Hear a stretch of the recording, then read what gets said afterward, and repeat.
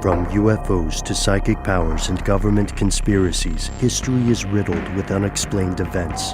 You can turn back now or learn the stuff they don't want you to know. A production of iHeartRadio.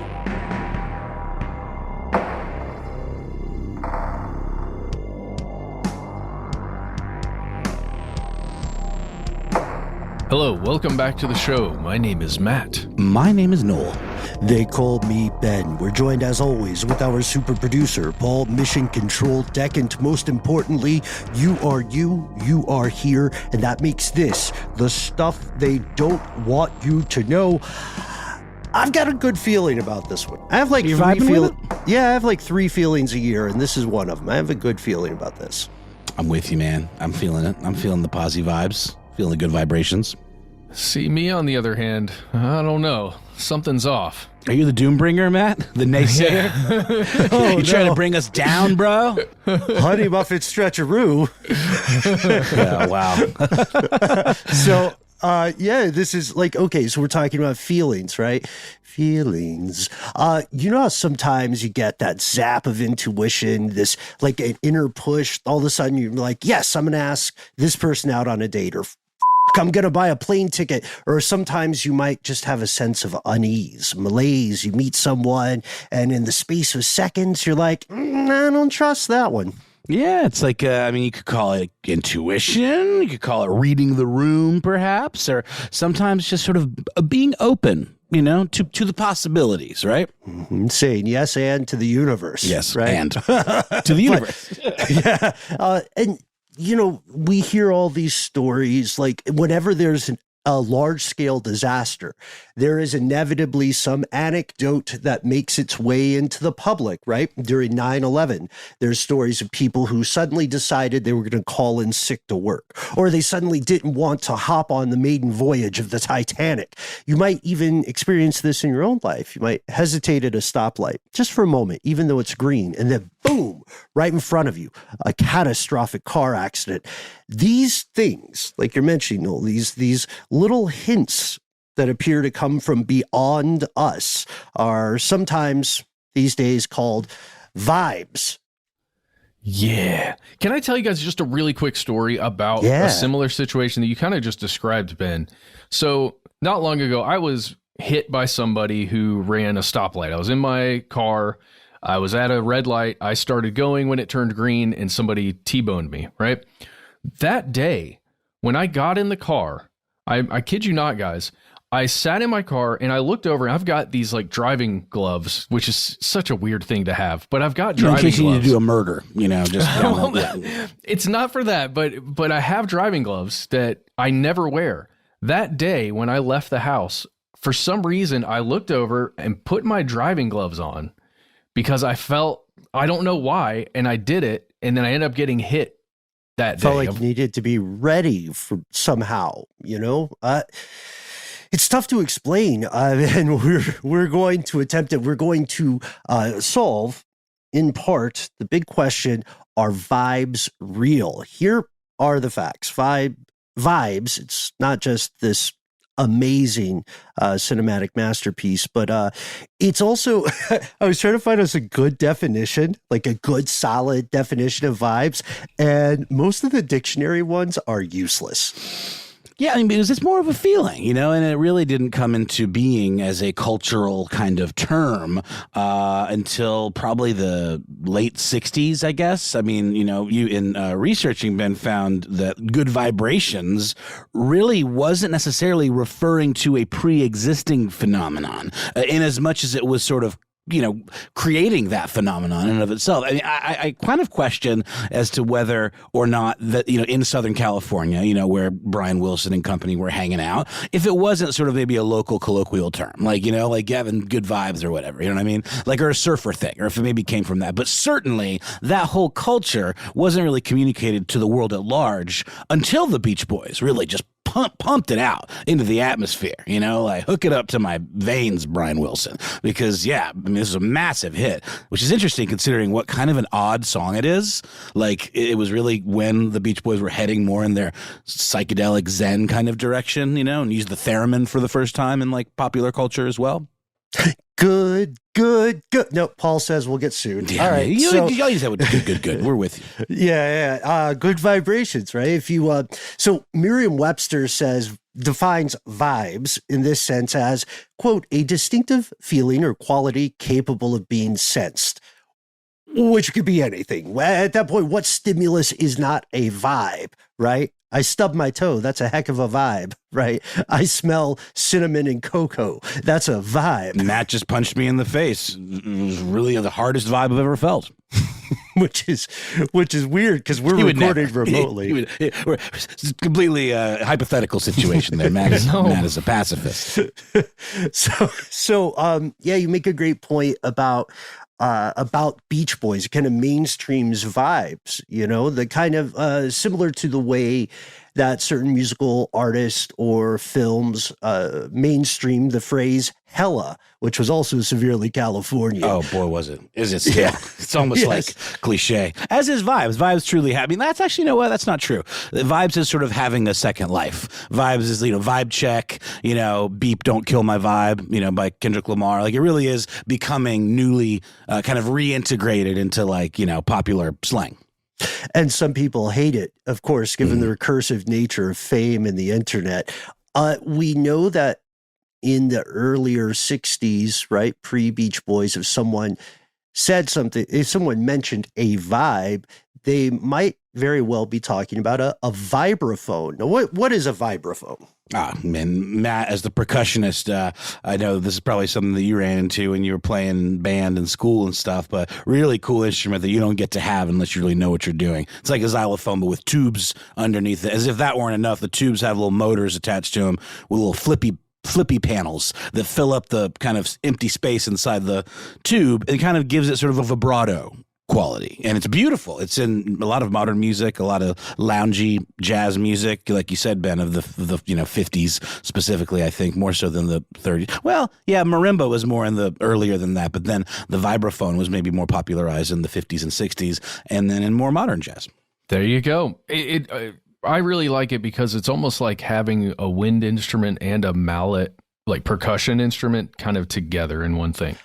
And it was invented in 1916, right? The lesser known musical instruments are so endlessly fascinating. I never would have thought it was invented that early. That's so interesting. Wow. Yeah. And according to Brian Wilson, or according to Beach Boys lore, he heard about the idea of a person giving off vibes from his mom and thought it was mostly a hippie concept. But from there, mainstreams, now the concept of vibes has blossomed into everyday speech. This is why some people hate it.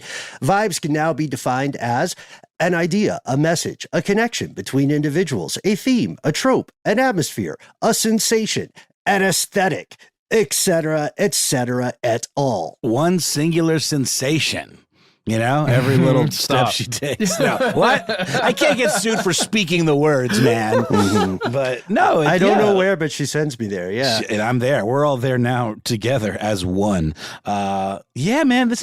Yeah, man. Totally, bro. I think it's a neat concept to dig into, Ben. I'm glad that we decided to go with this because it goes a lot further than you think, and it involves a lot more actual science and psychology than one might glean from its sort of hippie origins, right? Depending on how you think about it, it could have a lot to do with our 2015 episode about chi, right? And energy, and when we talked about the auras and all those things. But there's some weird science to this thing. Yeah, there really is. I mean, okay, so if you want to be super fun at parties, the thing we're describing with vibes linguistically as a term is something called linguistic generalization.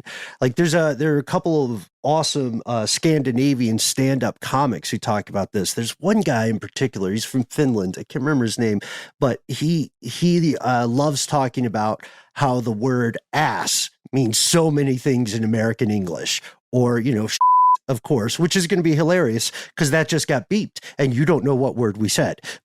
But nowadays, despite this very vague, very broad definition, pretty much everybody accepts two main definitions of a vibe. One, in the world of fashion, it's like an aesthetic. You know what I mean? Taylor Swift is such a vibe. And then the other one, the one that we're focusing on today, is the idea of intuition, a spidey sense, a gut feeling, a hunch. And let's be honest, most of us listening along tonight, we may have trouble articulating what a vibe is, but we have no trouble recalling the experience. Matt, just like your the strange coincidence, if coincidence it is, with the driving gloves, how would we describe catching a vibe? Well, I was going to take it back to the movie Vibes that we mentioned at the top that we've talked about before, but I wanted to describe one version of that, how it's been depicted. Would that be okay? Oh boy, yeah. Okay, so give it to us, Honey Muffin Stretcheroo. Vibes is more of a film, but for sure, man. Oh yeah, you're right. Calling Vibes a movie. Sorry, my bad. It was totally film.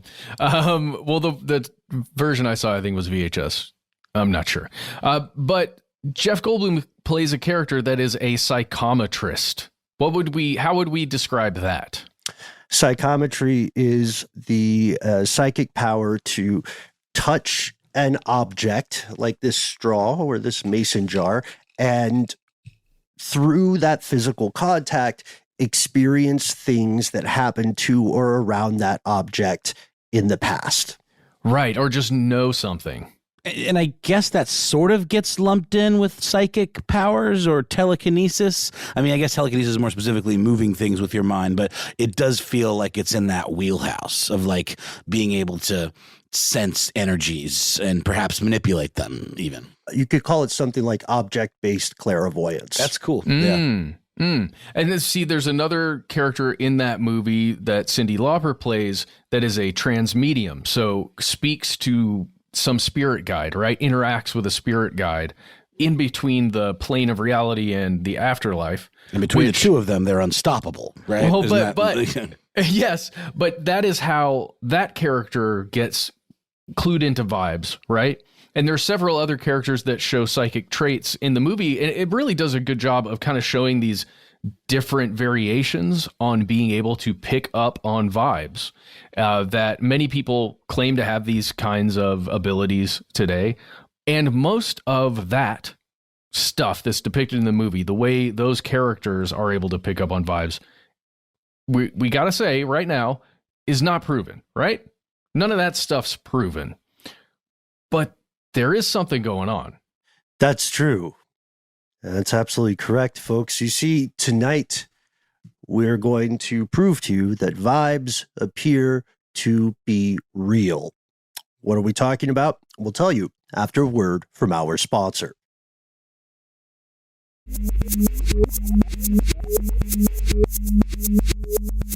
Here's where it gets crazy. Caveat, caveat, caveat, fine print, disclaimer, caveat, asterisk. We cannot put enough of those in there.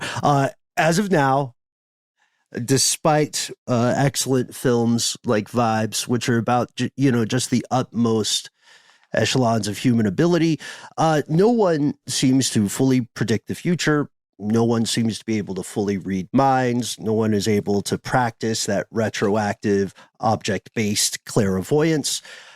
There is a lot of terrifying progress in the idea of predicting the future through big data, or using neuroscience to read people's minds, both computer-based things making what once were comic book psychic powers very much real. Or even like, certain abilities of mentalists to be able to even implant ideas and suggestions into people's minds and thereby, quote unquote, reading them, but it's kind of them who gave them the ideas in the first place. So, I don't think any of us are poo-pooing on any spiritual beliefs here. And certainly none of us claim to fully understand all of this stuff. And there's always, something beyond that we'll never fully be able to explain with science. But I think what we're mainly talking about today is that intuition aspect of it that I think, Ben, you mentioned, the spidey sense, right?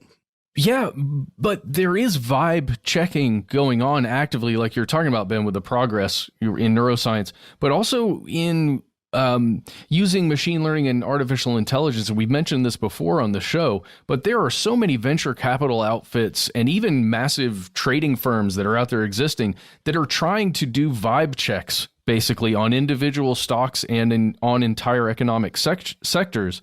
And they're doing that kind of in a similar way where we're going to talk about this, but they are picking up all these various little signals and then combining them and crunching those numbers way faster than any human could in an attempt to figure out what the next steps are. What are the next 2 to 12 iterations? Right. Yeah, that's I'm really glad we're bringing this up because this also is being applied to human behavior, reading microexpressions, right? Couple that with a robust enough data set about previous behavior, and you get very close to predicting what a person will do. And I know for any opponents of determinism, that's a very daunting thing. What about my free will? We might say, you should be scared, but you should be very frightened. But science right now, to your points, science does appear to have some solid explanations for that gut feeling we call intuition. Without quote unquote artificial intelligence, without big data and arcane algorithms, we've got 3 extremely plausible theories that help us explain what appears to be these messages from the unknown, what appears to be maybe ESP. And in full disclosure, I come from a community that has been much maligned and accused of witchcraft in the past. And a lot of my personal family members are utterly convinced they have some sort of recessive genetic thing. This is, again, like you said, Noel, this is not to bust anybody's personal beliefs, not to denigrate anybody's spiritual ideals. We wanted to stick to the science. And one of the biggest pieces of what feels like a vibe, one of the biggest things is what we would call subconscious cues. And we owe a lot of this to an author named Gavin de Becker, who wrote The Gift of Fear. I think it's interesting too that fear is the key word in that title, because a lot of the stuff goes back to, just animalistic instincts. If you are threatened, then you're going to be in a heightened state of awareness and you're going to be kind of keyed up to lock in on some of these nonverbal cues, a threatening stance, perhaps, somebody looking at you a certain way from a distance that you kind of clock. Just a lot of nonverbal cues that, maybe only one is a little bit suspicious, but then combined with a few others, you're all of a sudden on high alert, and then you're just like really taking in that data, with your senses, whether it be visually, through audio or through scent. Mm-hmm. Mm-hmm. Yeah, there's a great example. The book is full of fantastic examples, and now there are scientists who have some valid criticisms of the book, but one example I remember concerns the Unabomber. These folks got a package addressed to a former law enforcement figure, right? And they weren't expecting a package, and one of the guys was walking out. And he said, okay, I'm going to walk out before that mail bomb goes off. Dark humor was indicative. Dark humor, like humor in general, allows you to say things that would ordinarily violate social taboos or be disturbing, right? He is laying out, just like you said, Noel, he's laying out a very strong case for small signs that your subconscious or your unconscious mind register without tripping your full awareness. Think about it. Most people are pretty good at judging folks based on first impressions. Think of them like slices. You get a little thin slice of this person based on, a glimpse of a photo, or all the way up to speed dating, or having a brief interaction on an elevator, right? Because we also are in the U.S. South, where everybody acts like they are vaguely related to you. Strangers talk to each other here. And there's a study we found with a psychologist named Nalini Ambady. And she had some really interesting findings about people's abilities to judge folks based on vibes, based on first impressions. And it's very strange. Yeah, imagine a 10-second video clip of a professor right now giving a lecture. Now imagine that you muted the video and just watched that 10-second video of a professor. Imagine how you feel, I guess, about that professor. Isn't that what she asked people to do? Yeah, yes. She specifically said, okay, watch these 10-second clips like you described, Matt, and they're silent clips. And after watching the clip, she had a group of these students grade or rate what they considered the overall effectiveness of the educator. So like on a scale of, 1 to 10 or 1 to 5 or whatever, how good is this professor at teaching? That's 10 seconds, no sound. Well, what would you guys be looking for? I mean, maybe the question isn't what you'd be looking for. I mean, for me, I think really clear, precise gesturing would be important, or like engaging body language, wide eyes, some kind of like, engaging facial expressions. I think that's what I would be looking for, because it would be things that I would associate with keeping my attention. Whether they hang dong. 100%. Yeah. I mean, that's obviously going to be the first thing I'm looking for. But, without knowing what the content is, what else is there to look for, besides like, or is the professor attractive? You know what I mean? That's a big part. Yeah. Have you guys ever seen ratemyprofessor.com? I know it's a thing, and it's basically becomes like hotornot.com, Yeah, I haven't checked on it in years, but I need to. I guess now we know a lot of professors, so I'll check. One thing they did that was really problematic is they would put a chili pepper by the professor's profile if that professor was considered attractive. Surely they've done away with that. That seems very, very outdated. Yeah, just kind of, a little weird. Well, I'll give you my criteria. Is there a cane involved in any way? Is there a trilby or is there an eye patch? Those are the only 3 criteria I need. I'm ashamed to know. I say I don't know what a trilby is. It's like a less insisting fedora. I see. Okay. How can I wait? Okay, so like a. Well, like wait, so like an I don't know how does it does he like teach film history at Georgia State? There's no way of knowing. When Justin Timberlake was wearing that was a trilby, not a fedora. Fedora has a wider brim. Often. Got it.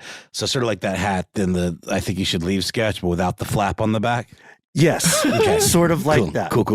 Yeah, and he's the only guy who could pull it off. Wait a second. Does the professor have signs of deving dice in his pocket? That's something I'd be looking for as well. Other things, does the professor have glasses? Do they have spectacles? Right. And we're joking a little bit about physical appearance, but these are also the subconscious cues that students in the class would use in their own estimation.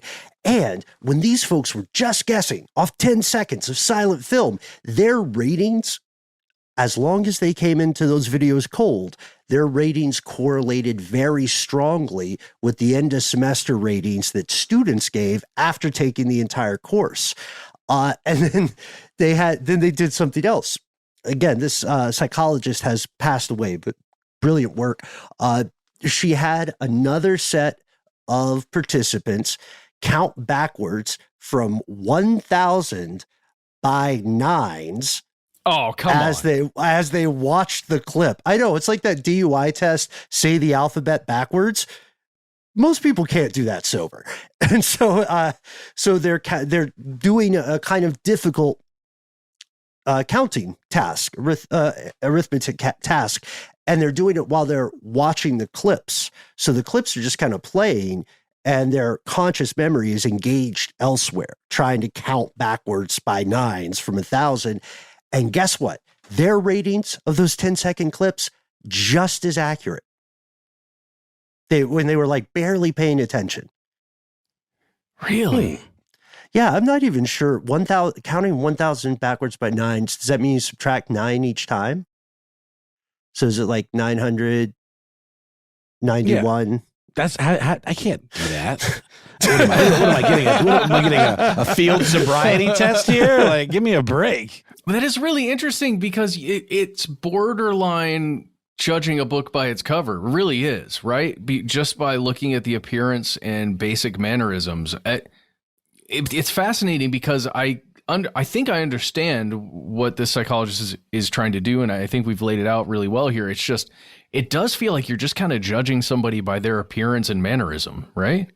It's 100% that. Yeah. Well, and I think we've certainly all seen examples in like pop culture where there'll be a fake out where like someone thinks they're about to get murdered, but it turns out it's actually just the kindly next door neighbor coming to like tell them they've dropped their keys in the yard. You know, so when you're in that heightened state, I mean, again, this is probably a character that's already had threat of murder done to them at some point in the film, let's call it. So they're already kind of thinking that they're sort of predicting that's like the outcome that they're going to expect, but it often is exactly that, judging a book by its cover, and it's a real quick way to look like a jerk if you're dead wrong.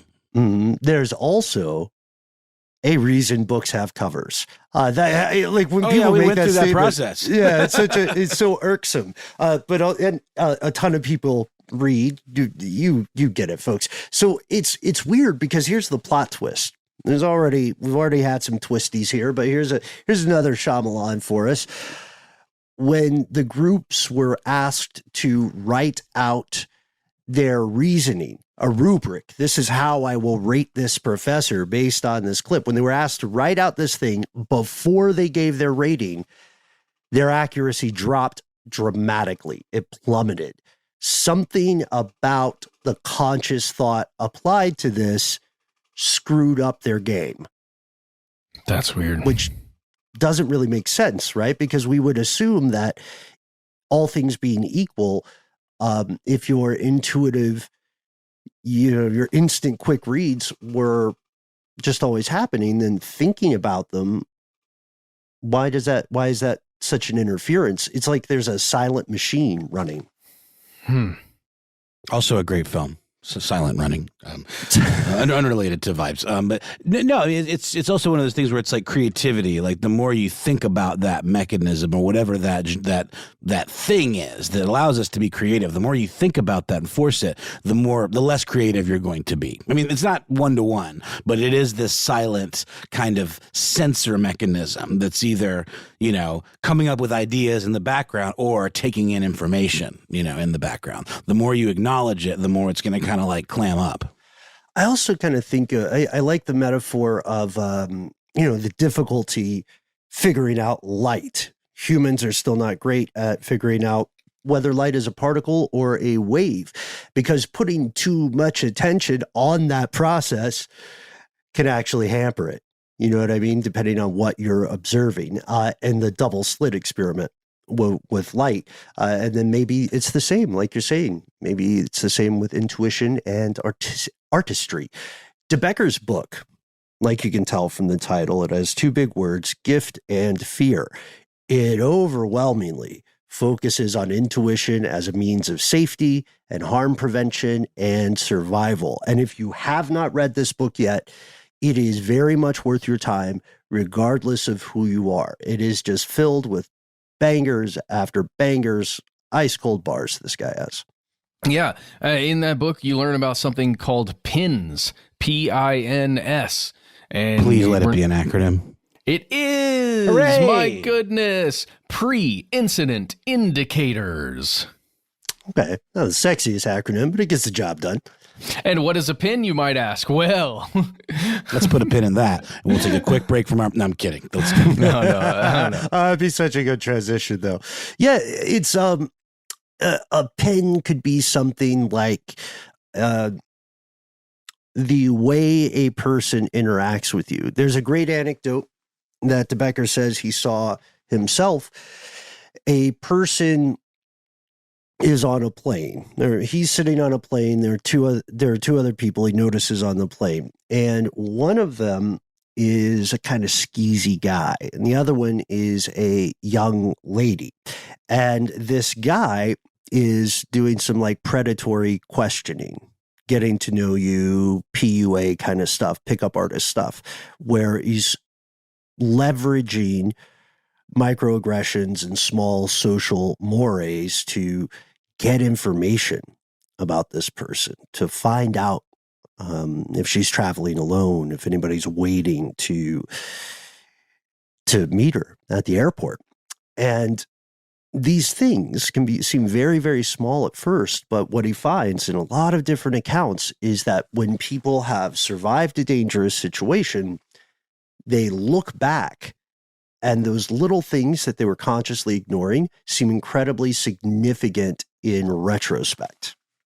Well, and if you've been the victim of, say, a crime where you didn't notice those signs until after the fact, moving forward, you're probably going to notice those things a hell of a lot more, even sometimes when they're not there or when they're not actually, what you would think they are. And just, to your point, Ben, and the point that this author's making, throughout history, women have had to hone this sense even more sharply because of incidents involving folks harassing them. I mean, in fact, a colleague of ours, who I won't name, recently posted a video about being flirted with at the gym and how there's a fine line between like going to, ask somebody out in the gym versus following them out to their car. Because the moment you follow them out of their car, that vibe check is off the charts. Someone's knocking on your window. That is not the same as someone approaching you in a public space where there's lots of people around and respectfully asking if you wouldn't mind, giving their number or going on a date or whatever. But the moment you leave and are in a parking lot, that equipment shifts, and all of a sudden the threat is identified. I think we've all, to some degree, had to, regardless of your demographic, you've had to deal with people who attempt to violate your boundaries. I don't deal with it very well personally, and there are a multitude of ways to deal with this. Maybe one of the most helpful things is to talk about pre-incident indicators. And I want to shout out an excellent line DeBecker had in conversation with a colleague of his.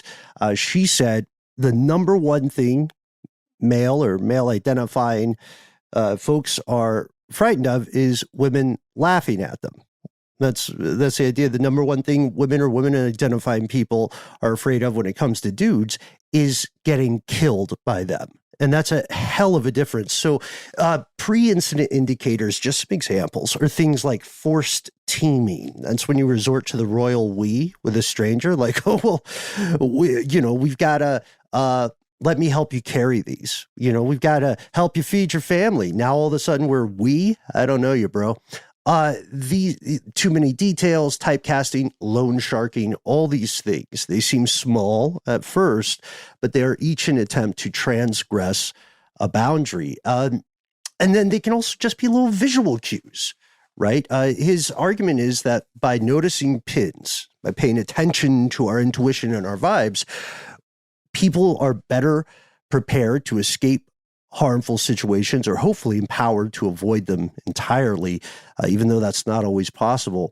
There was one scenario, another one, where he talks about a woman who is in a car by an ATM at night, and she has a sudden sense of fear, and she can't explain it. She gets carjacked shortly after.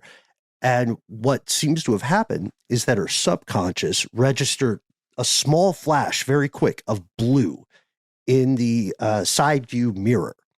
And it's because the assailant was wearing jeans. And that's something that I think happens to a lot of people. You're sitting in the car, you see a movement in your peripheral, right? You could just be parked. Absolutely. I mean, I don't remember the artist, but I always feel like somebody's watching me. I mean, you do get the willies. You get the sense if someone in the shadows has eyes on you, even if you don't think you can see them. It's a feeling. It's a vibe, and I don't know if it's attributed to psychic anything or any kind of like mystical force. But I also don't know. Maybe it's just, you're right, Ben. It's just such a subconscious little tick, like a shadow passing. And then in your mind, you connect the dots, but who knows what you actually saw, because it's so quick and your mind is moving so much faster than your eyes are, or your subconscious is moving so much faster than your conscious mind is, I reckon. Well, yeah, think about that. A flash of movement in the background somewhere or near you that you are uncertain of what that thing was, but your mind is certain there was movement, right? That goes back to movement in the grass or movement in the tree line, or, all of that stuff that's so deeply ingrained in our biology. I think especially that makes if you total sense. surveyed the scene when you first arrived, and then all of a sudden there's stimuli indicating that you missed something, or that there's something there that wasn't there before. Pattern recognition, looking for incongruities and anomalies. It's the same reason. For instance, you'll hear about families where, let's say, one partner can totally sleep like a log when the other one comes home late and is like opening doors, maybe cooking something. They take the car into the garage, and that doesn't register. But then, let's say they have a 4-year-old, and the 4-year-old wakes up at night. Then instantly, the other person is awake for some reason. They're asleep, okay? Their conscious mind is not doing anything. It's the subconscious. And this person who got carjacked, her same intuition told her to remain calm. And believe it or not, how crazy this might sound, she has a friendly chat with the criminal, as friendly as possible given the circumstances, because she is certain that he would not murder someone he felt he had spoken with or had, some kind of familiarity with. And turned out, thankfully, that she was right. There are countless other examples like this where people have followed their intuition without fully understanding what was happening or why. And it's all because the best way to say it is your subconscious, if you're human, your subconscious is awesome at clocking tiny things and sort of doing a red string conspiracy board instantly. It's awesome at that. It also really, really sucks at showing its work or explaining itself. You know what I mean? It's like just that, it could solve these brilliant social equations, but if you ask it to write out the steps, it's going to disappoint you. Well, that's because it is bordering on a sixth sense, isn't it? You know what I mean? Like, we can explain most of our senses and how they work and the mechanics of them, and for the most part. But like that thing you're describing is a little harder to quantify, which I think is why sometimes it gets lumped in with more, sixth sense-esque kind of abilities. Yeah, but we have to also say that thing that we're talking about, that making a conspiracy board in your mind, sometimes we get it wrong, like really wrong. Oh, big time. Our vibes are way off, and it's just, we just have to, that's why it stinks so badly, because sometimes they're right on the money, sometimes they're the complete opposite. So just got to roll the dice, right? And we're gonna explain some of that too. The thing is, right now there's no telepathy. It's just some part of you noticed something off, and it's trying to tell the rest of you in this kind of survival harm reduction situation. Oftentimes, people ignore these pins at their peril because humans are explainers. They want to know why they feel a given way, and they'll play all kinds of cognitive parkour with their rationalizations. Oh, I don't trust this person because I was having a bad day, or I'm just, I'm already feeling hurried at the grocery store, in the airport, what have you. And I want to adhere to social mores. I don't want to make a scene. I want to go with the flow. Again, criminals can count on that sense of normalcy, of everything being fine. They can weaponize it, exploit it, leverage it, manipulate you into unsafe situations. But you're right, Matt.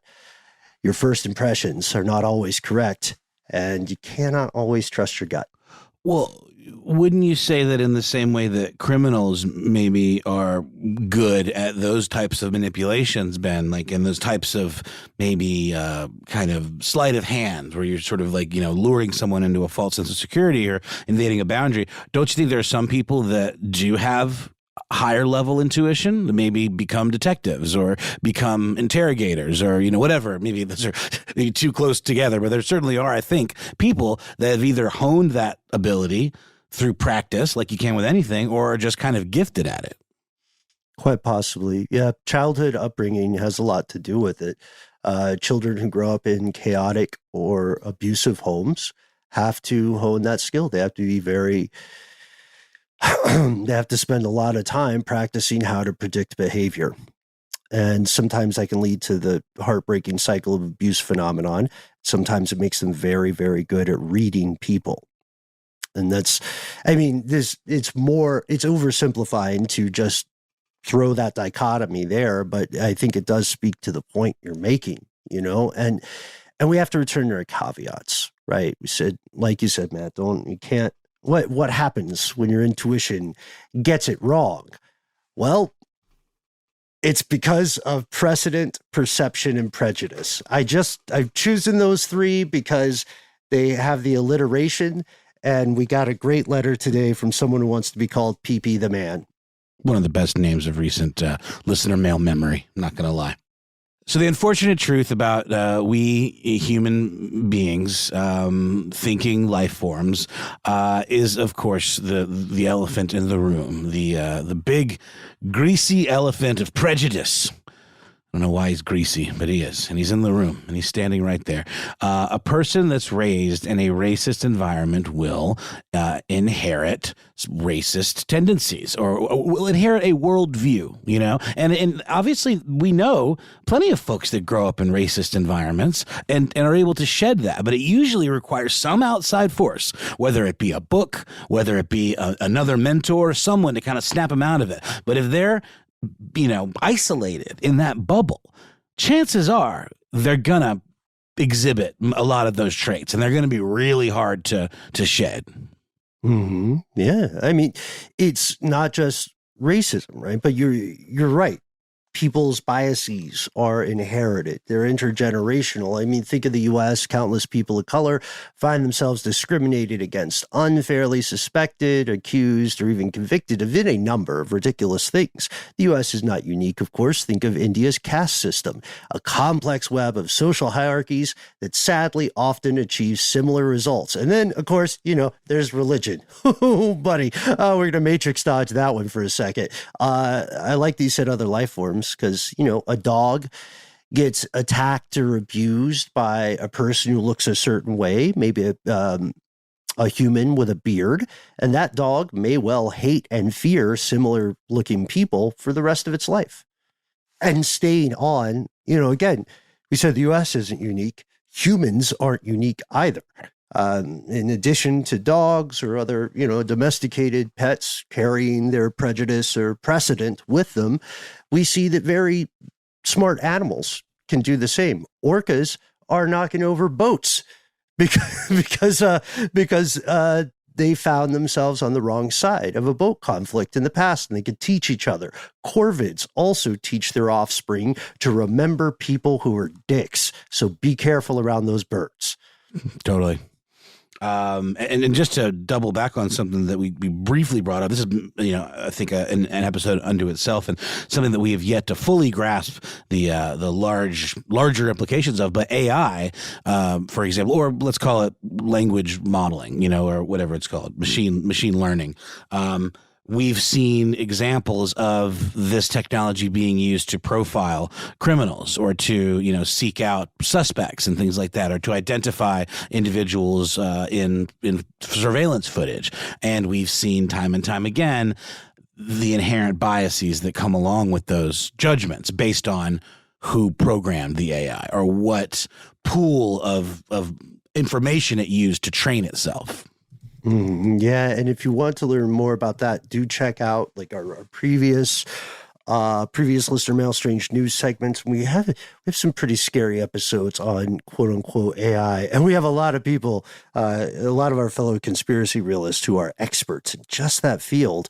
If we stick with the humans, which are still pretty popular for now, we see that all these kinds of factors, conscious or non-conscious, can lead to preconceptions. In short, they can futz with your intuition. They put your vibes off. Good news, this stuff is taught. All these responses are nurture, not nature. A human child doesn't automatically carry stereotypes about race, religion, caste, best sports team, etc. It's education and it's reinforcement.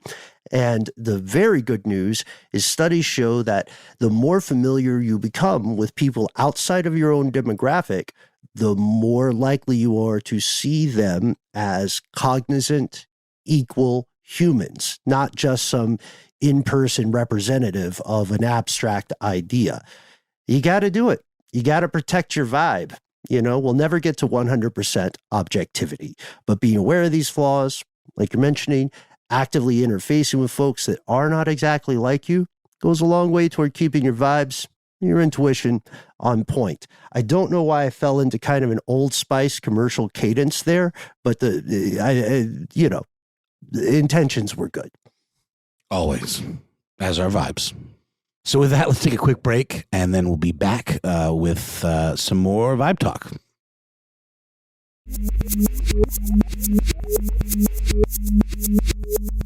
We have returned. There is another fascinating, plausible, distressingly plausible theory for vibes or intuition, titling this, "You Haven't Thought About the Smell."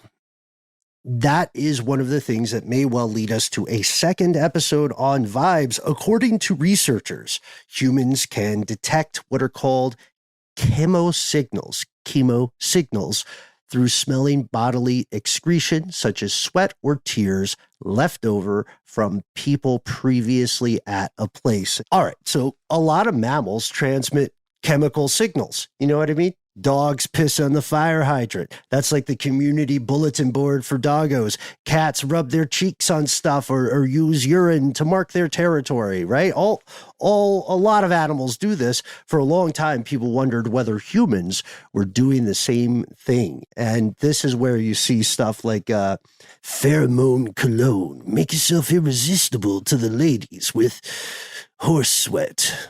Yeah, I mean, remember, what was it? Axe body spray, which literally is just that the only thing that's doing to the ladies is making them, turn and run in droves. But wasn't there a thing that was meant to contain some kind of pheromone, or was that just marketing BS? So pheromone cologne is still very much a thing. As far as the medical claims, we can't really speak to their efficacy. It may be a placebo effect, and it may just make you feel more confident, which ultimately is the same thing. Yeah, I still have a bottle of Sex Panther. I don't know about you guys, but Sex Panther. What is it supposed to smell like? A baby diaper full of Indian food or something like that? That's what they say in the movie. You're talking about Anchorman, right? Yes. Or Drakkar Noir, which is the opposite of a pheromone cologne. It's an avoidance mechanism cologne.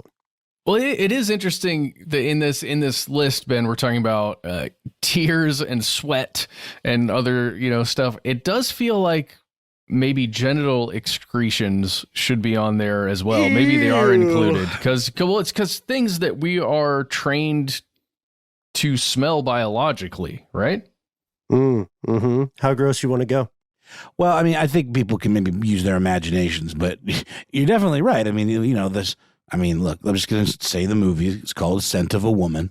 Okay, it's with Robert De Niro. He goes hooah, and is that a reaction to? I don't. All I'm saying is he's a character who is blind, and I actually don't remember the plot of the movie very well. But the idea of being able to sense a woman's sexual interest in someone, based on let's just call it an awakening, right? Or the other creepy part, like you'll see this often in horror films, or you'll see the claim where some cult leaders do this too, where they're like, "Oh, she's ripe."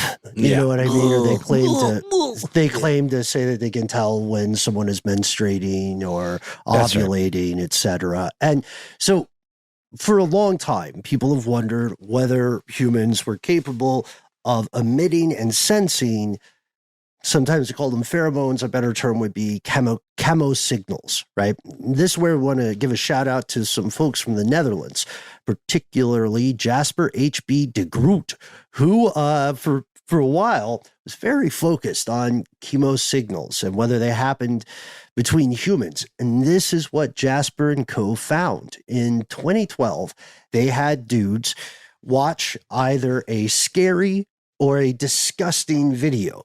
And they had them wear a certain t-shirt while they did this. Beforehand, each participant in the study had to follow a set of pretty stringent rules. No Axe body spray, you know what I mean? No strong soap, no cologne, nothing that would alter or interfere with their body's natural scent. So after they watched a very scary or a very disgusting video, Jasper and his crew took these guys' shirts and they gave them to another set of participants. They gave them to women, and they asked the women to smell the shirts and tell them the vibe. Whoa, well, hold on. Don't each of us kind of have our own scent to our body odor, depending on our diet, our genetics, and all this other stuff? It's a good question. Yeah. I mean, I, for one, smell intriguing. That's actually the name of Ben's fragrance. It's called Intriguing by Ben Bolden. Oh, Jesus. A man musk. Yeah, right. Mysterious musk. Crows follow him, but where? So, all right. Well, okay. Everybody gets a little, I guess. So these researchers, they found that the people who received fear shirts with sweat that was created during watching a scary video, when they sniffed them, they would show fearful expressions. And those who got disgust-based shirts made disgusted expressions. What? And it also altered how well these people did in performing a certain task. I know this science sounds like bull, but you can read the studies, and it's fascinating. Some science is a little more grounded than others. That's all I'm saying. That sounds crazy. Disgust or fear smells? Well, you've heard it before. You stink of fear. Or you smell disgusting? Yeah, I guess that'd be the other one. Yeah. Let's go a little further with that. What of the smell of fear?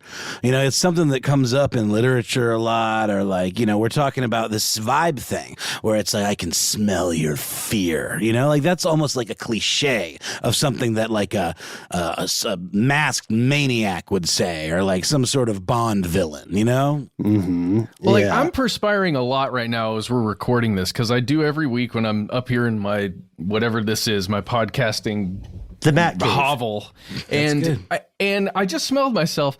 I don't think I would describe either of those fear-based or podcasting-based or whatever scents.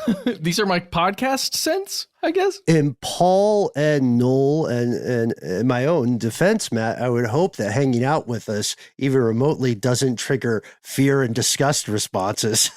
I mean, some, but not a lot. Thank you for your candor. It is strange that people who, there's another thing related to this. New Scientist magazine found that in a similar study, people's amygdala and hypothalamus, brain regions associated with fear, did become more active when people breathed in fear sweat produced by fear versus a control.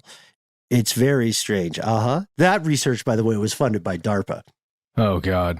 Yeah, nothing to see here, folks. What are they going to use that for? Fear sweat people, you know, they're going to bomb them with fear sweat. Anyway, Jasper and crew aren't trying to do that. The Dutch scientists led by Jasper said, look, we think we only communicate through visual and auditory modes, but our sense of smell and these chemo signals help people become, quote unquote, emotionally synchronized, which is very strange, especially because we're just talking about fear and disgust. But there's good news. 2015, Jasper and the crew are right back at it. It's after mathematics, right? They have a 2015 study follow up on this, and they found that positive emotions can be transmitted the same way. Aww. That's nice. That's sweet. But how far does it go, right? No, Matt, does this mean that if you walk in, like if you smell affectionate sweat, then you just feel a little better, like that positive goo in Ghostbusters 2? What happens if you smell horny sweat? Well, that's what I'm talking about. I mean, isn't it all horny sweat? I mean, okay, let me rephrase. Let me rephrase. Isn't the idea of smelling something positive, isn't that always kind of sexual when it comes to like a smell of a person's body? Like, I would think it would either smell bad, because even some people like it when their partner, quote unquote, smells bad, because they associate good feelings with that or something. You know what I mean? So I guess a lot of it has to do with your own personal experience with that person and that person's smell. And to your point, Matt, our own individual smells. But then as far as like positive feelings, or like, that to me usually would have to do with sexual feelings, because you're, animalistic kind of. It goes back to one of the P's, guys, precedence, right? Mm-hmm. Last time you smelled that and you were in this person's presence, it was post-coital or whatever, or it was after or whatever. So I can totally see that functioning in that way. But I think the P is precedence. Yes. Shout out to PP the man. So this means that both positive and negative states can, according to studies like this, be unconsciously communicated via smell. You can get a vibe and think it's intuition or telepathy. You could call it whatever you want, but it might be olfactory based. This also means your unconscious mind, because your unconscious is bad at explaining things to your front of house, your unconscious mind will be like, this person's great, or this is disgusting. And you might not be able to articulate consciously, oh, that's why I like this person. It's crazy. And I think, okay, drawing it out, I know we're going long here, but drawing out further, what if multiple chemo signals all relaying the same information inundate a given environment? What if the bad or good vibes of a particular place are our perceptions of positive or negative chemo signals from other events? And then what if it creates a feedback loop? Something horrible happens in one place to a lot of people. A lot of other people come by afterward, but close enough in time to pick up those chemo signals.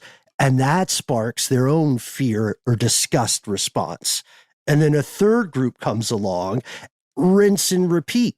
It's like a mother sauce of dark, evil emotion. Wow. That's very visual, Ben. I like it. I mean, isn't the biggest takeaway here, though, just how closely scent is tied to memory, and how it can just really take you back to a place, and it can just like trigger so many neurons to fire and just kind of like take you back to a emotional state, whether it be remembering your mother's cooking, remembering the smell of a certain dish. We've been more talking about the smell of bodies and people, right? And like how that would apply to these intuitions. But if you just think about smell in and of itself, it's fascinating. It could take you right back to a day a thing happened, in a way more so even than maybe a photograph could. Like Proust in A Taste of Things Remembered, or Remembrance of Things Past, when he eats the Madeleine and writes a really long novel as a result, which is true. It's called The Cookie Book. Smell and taste, which are so very closely related, are prime memory encoders. That's why if you really want to take yourself back into your memory palace when you're trying to think of something, try to imagine any smells or taste you can associate with it. That's also why people like weird smells. Well, it's also a big part of like really high-end dining and like culinary stuff, or like, cocktails. It's all about evoking a thing. Maybe it's a thing that you have never experienced, but you're painting a picture and bringing someone back to like a time and place. And I think it's the kind of buzz terms that like, high-end chefs use and stuff like that. The idea of things being evocative of certain, terrain, for example, or like parts of the world. Yeah. We call things a sniff test. You know what I mean? Humanity's been circling around this stuff for a while. Just to go back to this concept of chemical signals being left back to create that feedback loop, Ben, I'm trying to imagine how long those signals would actually stick around, right? Because that's just my cockamamie theory. It's cool, man. I love the theory. I'm just, in my head, I'm trying to imagine how long that chemical signal actually, what the half-life is, right? For somebody's sweat after running in fear of their life in a particular location, and sweat drops onto the floor of, let's say, a cement floor. How long does that chemical signal stay there and could be active for somebody else? It could be potent. Like, what's the difference between a roller coaster, really high stakes escape room, versus, a tragic structure fire, right? Like, is there a smell? Is there a chemosignal smell of death? Have you guys heard of a novel and then a film called Perfume, a story of murder? Yes. Matt Riddle recommended it to me, and it was one of my favorite books I read that year. It's real cool. Haven't read the book, but the film is great. The film is directed by Tom Tykwer, who did Run, Lola, Run, which is a movie from my youth that I always really enjoyed. But it's about a young man who, in like France, like in the 1500 or something like that, who has like a really insane sense of smell. I'm not going to give anything away, but that movie does a really interesting job of evoking a lot of these things that we're talking about. Again, it's much more of like its own kind of area than just this intuition stuff. And it ultimately goes in a very fascinating and weird direction. So if you're not familiar, I recommend either reading the book or checking out the film. And this idea, then, we would have to incorporate a couple of other variables. And it sounds like DARPA is thinking along the same lines. Stop scooping us, guys, seriously. But the idea would be, Matt, you're raising all the great variables. How long could this kind of signal stay potent, right? What do we know can make someone a good or bad receiver of this stuff? Right? Are some people more sensitive to those signals, and that's why they can pick up vibes that they later rationalize through any number of cultural frameworks? Unclear. At this point, studies continue. Nothing is 100% conclusive yet. It does appear that the human mind is partitioned and conspires against itself. Think of the subconscious as the kitchen or back of house, and think of the you that you think of as you as the front of house. You don't always know what's going on in the back, but you need it to happen, right?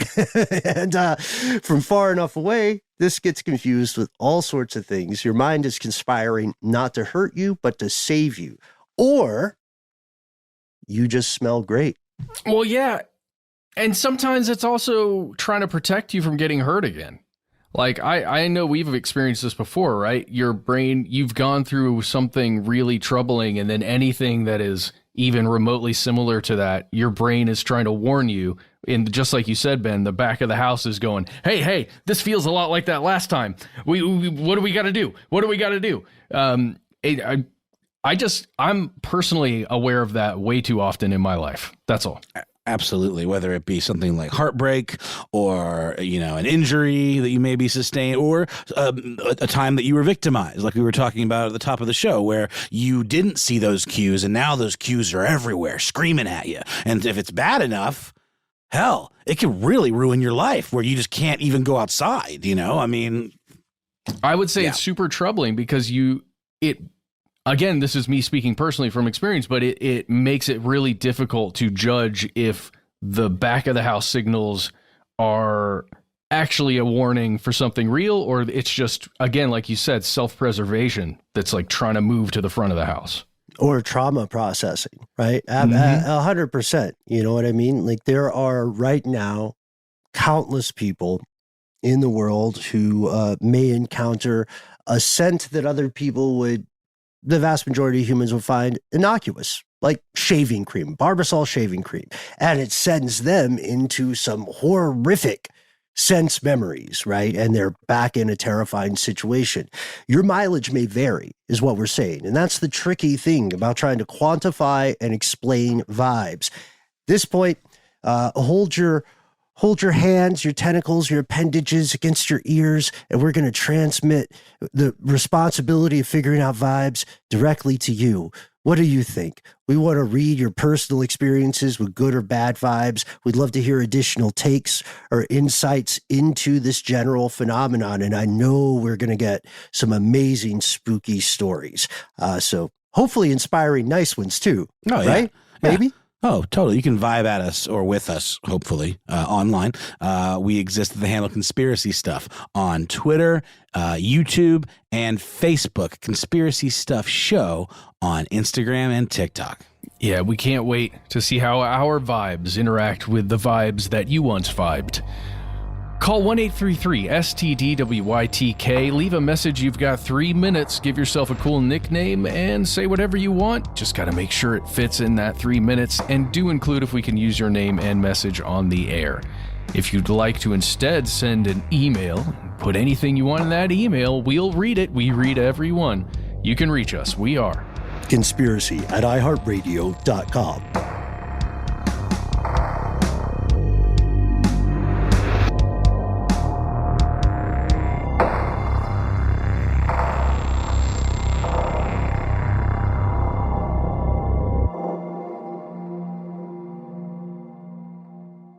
Stuff They Don't Want You to Know is a production of iHeartRadio. For more podcasts from iHeartRadio, visit the iHeartRadio app, Apple Podcasts, or wherever you listen to your favorite shows.